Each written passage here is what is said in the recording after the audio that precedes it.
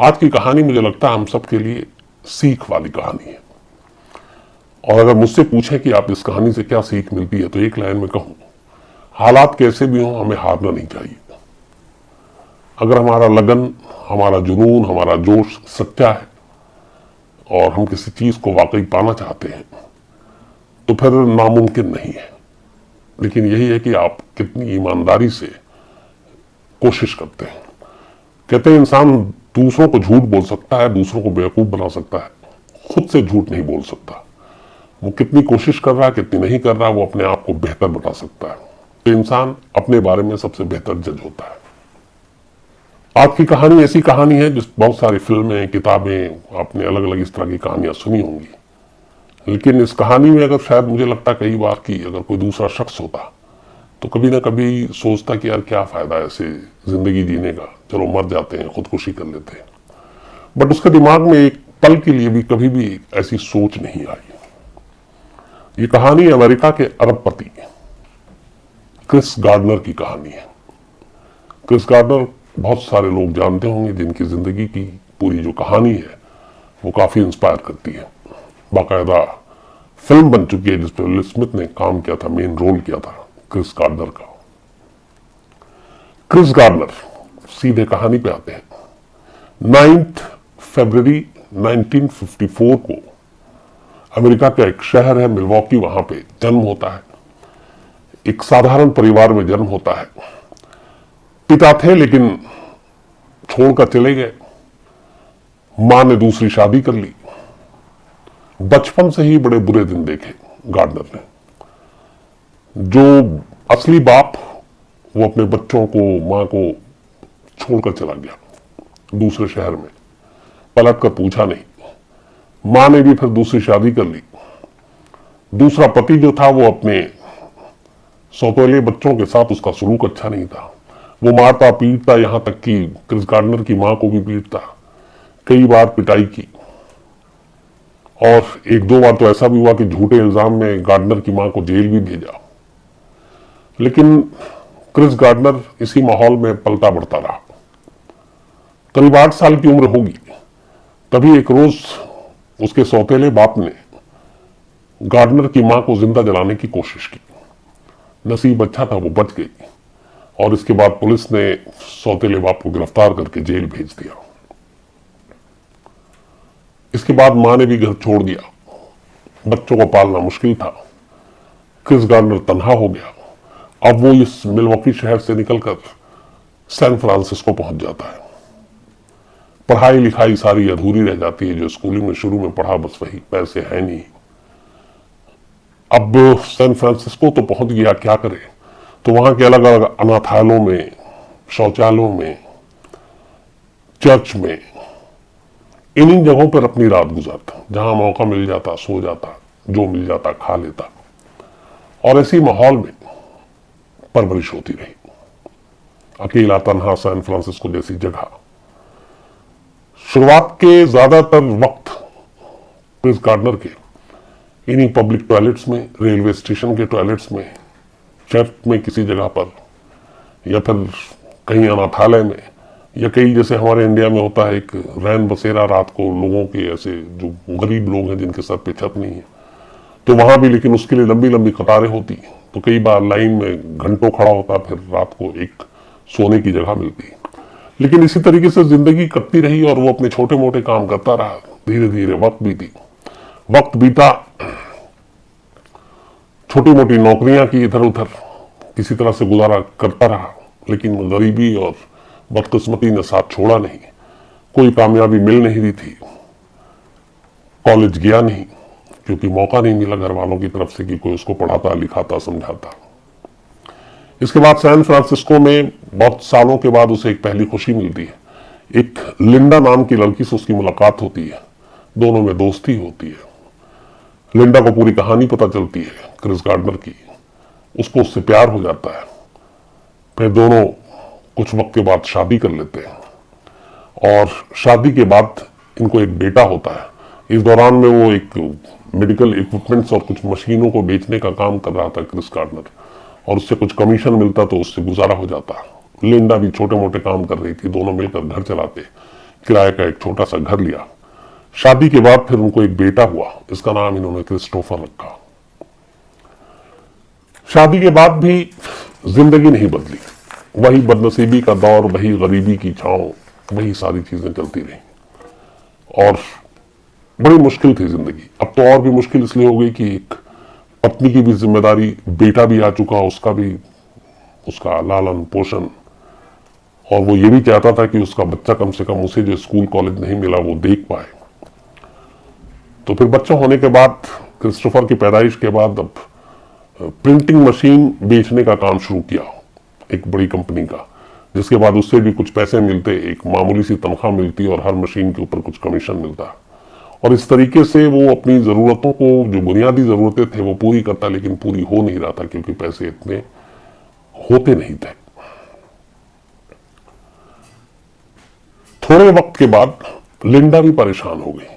उसे लगा कि जिस शख्स से उसने शादी की है वो शख्स कामयाब भी नहीं है, पैसे भी नहीं है, मेहनत करता है लेकिन बुनियादी जरूरतें घर की पूरी नहीं होती, खर्च पूरा नहीं होता। धीरे धीरे पहले लड़ाई शुरू हुई, फिर लिंडा ने अचानक उससे कहा कि मैं तुम्हारे साथ रहना नहीं चाहती हूँ, मुझे डिवोर्स चाहिए। लेकिन क्रिस ने उसे काफी समझाने की कोशिश की कि वक्त बदलेगा, मैं मेहनत कर रहा हूं। लेकिन लिंडा अब रहने को तैयार नहीं थी। उसे लगा कि इसके साथ रहना मतलब जिंदगी की जो सारी बेसिक जरूरतें हैं वो शायद पूरी ना हो, और ऊपर से बेटे का बोझ भी आ गया था। तो अब वो अलग होना चाहती थी। इसी दौरान में एक रोज एक वाकया होता है जिसके बाद क्रिस की जो पूरी जिंदगी है वो एक तरह से बदल जाती है। होता यह कि सैन फ्रांसिस्को में क्रिस गार्डनर एक अस्पताल में कुछ दवाएं खरीदने जाता है। जब वो दवा खरीदकर अस्पताल के बाहर निकले तो देखा कि एक शख्स बड़ी कीमती सूट पहने हुआ है और लाल रंग की फरारी कार की तरफ बढ़ रहा है। पार्किंग के पास वो लाल रंग की फरारी कार खड़ी थी। वो शख्स आया, कार में बैठने लगा। मालूम नहीं क्या हुआ क्रिस गार्डनर को, वो तेजी से उसके पास पहुंचा और उसने पूछा कि आप ऐसा क्या करते हो जो आपके पास इतने महंगे सूट हैं, आपके पास इतनी महंगी गाड़ी है। उस शख्स ने कहा कि मैं ब्रोकर हूं शेयर मार्केट में, मतलब जो हम लोग कहते हैं दलाल, जैसे आपको याद होगा हर्षद मेहता। हालांकि हर्षद मेहता का वो स्कैम हटा दें तो हर्षद मेहता भी एक ब्रोकर था, शेयर ब्रोकर। तो उसने कहा कि मैं शेयर ब्रोकर हूं और करीब $80,000 पर मंथ कमा लेता हूं। यह सुनकर क्रिस गार्डनर की आंखें चौंधिया गई। उसे लगा कि वो एक $2,000 $2,000 इतनी मेहनत करके कमाता है और ये शख्स $80,000 कमा। तो उसने पूछा कि ये कैसे बनते हैं। तो उसने कहा इसके लिए एक ट्रेनिंग होती है और एक एग्जाम पास करना होता है, तो वो तुम्हें करना पड़ेगा। उसने कहा ठीक है। फिर इसने पता किया कि उसकी ट्रेनिंग कहाँ होती है। तो एक स्टॉक ब्रोकर की ही कंपनी थी, वहां पे पता चला कि इसकी पहले ट्रेनिंग होगी, फिर उसका एग्जाम होगा, एग्जाम पास हुआ तो फिर वो एक ब्रोकर बन सकता है, स्टॉक ब्रोकर। ये सब कुछ करने के बाद उसने कांटेक्ट किया उस कंपनी से और कंपनी ने उसे टाइम दिया इंटरव्यू के लिए, तारीख दी। तारीख थी 10 दिन बाद की। इत्तेफाक से बदकिस्मती ने अब भी क्रिस गार्डनर का पीछा नहीं छोड़ा था। जब उसने सारा उसका अपॉइंटमेंट इंटरव्यू के लिए सब लाइनअप हो गया, सेम उसके अगले दिन, बल्कि एक दिन पहले, अचानक उसने अपनी एक गाड़ी पार्क की थी पार्किंग में और टिकट नहीं लिए थे। उस दौरान में उसने एक छोटी मोटी सस्ती सी गाड़ी खरीदी थी सेकंड हैंड, टिकट नहीं ली। तो पार्किंग के पैसे न देने के लिए उसके खिलाफ पुलिस ने उसको पकड़ा पार्किंग अथॉरिटी के जरिए और कोर्ट में पेश कर दिया और कोर्ट ने उसे जेल की सजा सुना दी, एक दिन की। अब क्रिस गार्डनर जेल पहुंच गया। उस रात उसने जेल में काटी। अगले दिन इंटरव्यू है। वो सुबह सुबह उठा, बड़ी तेजी से घर की तरफ भागा कि कपड़े वपड़े बदल लूं और उसके बाद फिर इंटरव्यू में जाऊं। घर पहुंचता है तो दूसरी बदनसीबी जो है उसका इंतजार कर रही थी। घर जाने के बाद पता चला कि उसकी बीवी जो है बेटे को लेकर घर से चली गई है और उसका सारा सामान, यहां तक कि उसके कपड़े, सूट जो भी थे, जूते, मोजे, सब सब कुछ साफ कर दिया और अपने साथ चली गई लेकर। अब बड़ा परेशान, जेल में पूरी रात काटी, गंदे कपड़े मैले कुचैले, क्या करे। उसे लगा कि वक्त भी नहीं है, पैसे भी नहीं है कि खरीद सकूं, किसी से मांग भी नहीं सकता। उसने कहा जो होगा देखा जाएगा, नसीब। उसी कपड़े में, जिस कपड़े में उसने जेल में रात काटी थी, उसी मैले कुचैले कपड़े में वो पहुंच जाता है इंटरव्यू देने के लिए। इंटरव्यू देने जब वो पहुंचता है तो सामने जो इंटरव्यू जिसने लेना था वो गार्डनर को देखकर अचानक उसका रिएक्शन बदल जाता है। कहता है कि आप इतने मैले कुचैले, इतने गंदे कपड़े में यहाँ क्यों?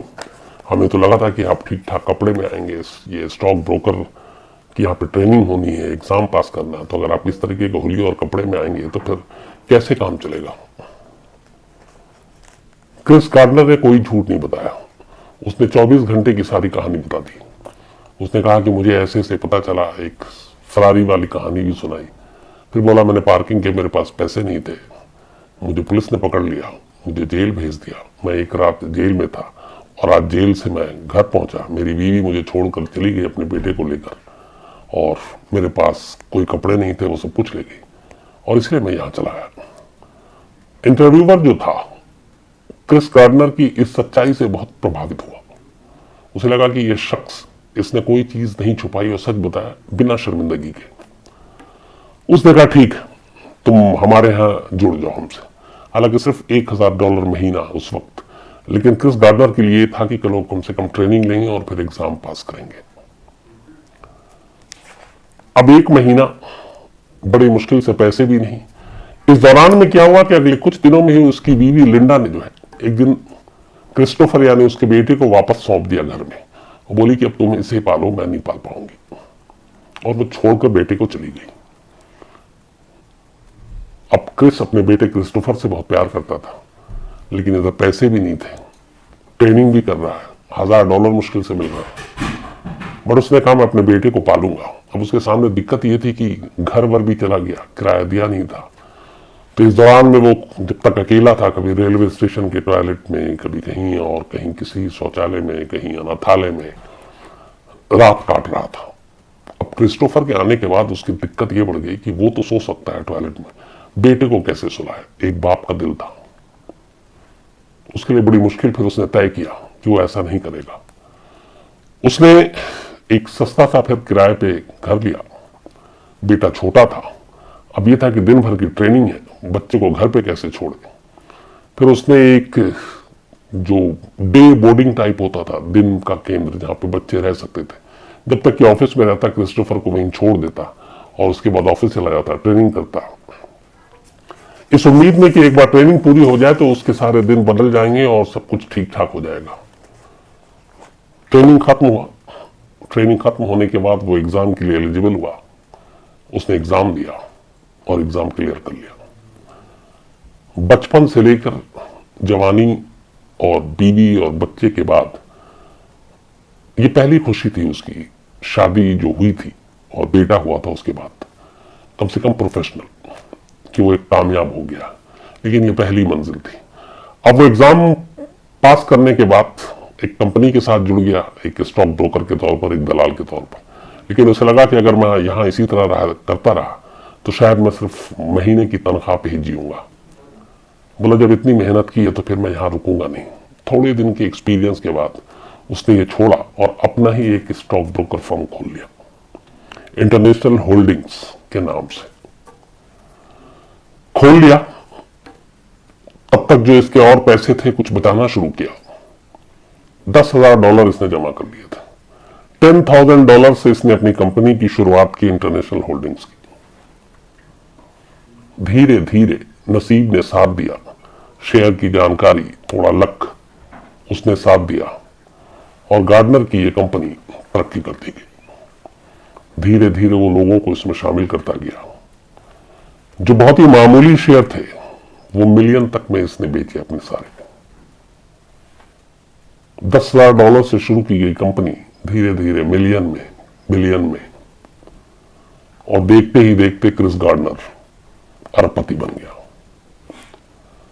पूरे अमेरिका में क्रिस गार्डनर का नाम हुआ, क्रिस गार्डनर ने इसके बाद एक किताब लिखी, द परस्यूट ऑफ हैप्पीनेस, और इसी किताब पे इसी नाम से फिर बॉलीवुड में एक फिल्म बनी जो 2006 में पर्दे पर आई थी और विल स्मिथ ने इसमें किरदार निभाया था क्रिस गार्डनर का। इस फिल्म में भी कहते हैं कि करीब $300 मिलियन का बिजनेस किया था। क्रिस गार्डनर की जिंदगी पलट गई, बेटा उसके साथ। बाद में पता चला कि लिंडा को बहुत अफसोस हुआ कि जब सबसे गरीबी के दिन थे तब तो वो साथ थी, और जब अच्छे दिन आए तो वो उसे छोड़कर जा चुकी थी। हालांकि उसने बहुत रोकने की कोशिश की थी, लेकिन वो आया नहीं। इसके बाद गार्डनर ने अपनी इस पूरी जो जिंदगी की जद्दोजहद थी, इसके ऊपर जो ये किताब लिखी, बाद में एक बहुत ही वो एक स्पीकर के तौर पर भी ऐसे लोगों को जो जिंदगी में मायूस निराश होते हैं, उन्हें लगता है कि कुछ नहीं है, उनको हौसला देने के लिए उसने अलग अलग जगहों पर अलग अलग मंचों पर जाकर भाषण देना शुरू किया। इवन ये जो फिल्म थी जिसका प्रीमियर था, जो किताब पे लिखी गई थी, उस प्रीमियर के दिन क्रिस गार्डनर उस प्रीमियर में शामिल नहीं हुए थे। उसकी वजह यह थी कि उनके पास दूसरा ऑप्शन एक ये था कि एक जगह से इनविटेशन आया था चीफ स्पीकर के तौर पर, एक सामने वाले को प्रेरित करने के लिए, इंस्पायर करने के लिए। तो प्रीमियर की जगह क्रिस गार्डनर ने उस समारोह को चुना और वो वहां गए। और सबसे खूबसूरत पार्ट इस कहानी का यह है कि जैसे एक लाल फरारी ने क्रिस गार्डनर की सोच बदली थी, बाद में क्रिस गार्डनर ने बास्केटबॉल के सुपरस्टार जो जॉर्डन, अमेरिका के बास्केटबॉल प्लेयर, उनकी फरारी खरीदी। और उस फरारी को खरीदने के बाद बताया कि किस तरीके से एक सपना देखा था और कैसे इस सपने को पूरा किया, और जिस फरारी ने जिंदगी बदली, उसी फरारी को एक सुपरस्टार की जो अपनी गाड़ी थी उसको खरीदा, और उसके आगे बाकायदा एमजे, उस गाड़ी के आगे एमजे भी दिखाया। आज दुनिया की सारी महंगी से महंगी चीजें हैं गार्डनर के पास, सारी सुविधाएं हैं, सारे ऐश हैं, और ये सब कुछ है मेहनत और एक ना हारने की जिद कि हालात कैसे हों, चाहे हमें फुटपाथ पे रहना पड़े, टॉयलेट में सोना पड़े, लेकिन अपनी मंजिल को पाने के लिए कहीं भी कुछ हद तक भी जा सकते हैं, कुछ भी कर सकते हैं, और कभी नेगेटिव थॉट नहीं लाएंगे। दोस्तों, अगर आपने अभी तक चैनल को सब्सक्राइब नहीं किया है, प्लीज सब्सक्राइब कर लीजिए। धन्यवाद।